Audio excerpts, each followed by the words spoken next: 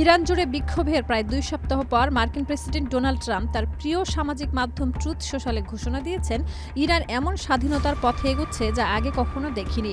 যুক্তরাষ্ট্র সাহায্য করতে প্রস্তুত, তবে সাহায্যের প্রকৃতি সম্পর্কে কোনো বিস্তারিত ব্যাখ্যা দেননি তিনি। ট্রাম্পের এই বার্তা ইতিমধ্যেই সমালোচনার মুখে পড়েছে। বিশ্লেষকরা মনে করছেন, যুক্তরাষ্ট্রের ইতিহাসে এমন সাহায্য বিতরণ সাধারণত বিতর্কিত ও জটিল। বিশেষ করে ট্রাম্পের পূর্ববর্তী প্রশাসনই ইরানে কঠোর নিষেধাজ্ঞা আরোপ করেছে, যা দেশে মূল্যস্ফীতি বাড়িয়েছে এবং বর্তমানে বিক্ষোভের পেছনে অন্যতম কারণ।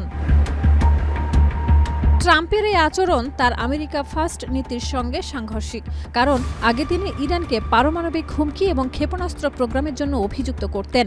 এখন তিনি নিজেকে ত্রাতা হিসেবে তুলে ধরছেন এবং আশ্বস্ত করছেন যে ইরান যদি শান্তিপূর্ণ বিক্ষোভকারীদের উপরে গুলি চালায়, যুক্তরাষ্ট্র হস্তক্ষেপ করতে প্রস্তুত। ইতিহাস মনে করিয়ে দেয়, মার্কিন সাহায্য কখনোই নিরপেক্ষ হয়নি। ১৯৫৩ সালে সিআইএ গণতান্ত্রিকভাবে নির্বাচিত প্রধানমন্ত্রী মোহাম্মদ মোসাদ্দেকের বিরুদ্ধে অভ্যুত্থান ঘটিয়ে ইরানের শাহকে ক্ষমতায় ফিরিয়েছিল। এই ঘটনায় নিপীড়নমূলক শাসন শুরু হয়, যা ১৯৭৯ সালের ইরানি বিপ্লবের মাধ্যমে শেষ হয়। বিশ্লেষকরা বলছেন, ট্রাম্পের পদক্ষেপের মধ্যে অতীতের সামরিক ও কূটনৈতিক হস্তক্ষেপের ছায়া স্পষ্ট।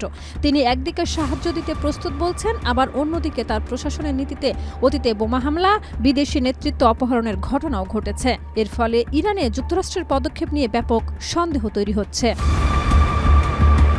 ফ্লোরিডার কংগ্রেসম্যান র্যান্ডি ফাইন ট্রাম্পকে গ্রিনল্যান্ড দখলের অনুমতি দেওয়ার বিল উত্থাপন করেছেন এবং খামেনি অপহরণের উদাহরণ দিয়ে ট্রাম্প প্রশাসনের আগ্রাসী নীতি তুলে ধরেছেন।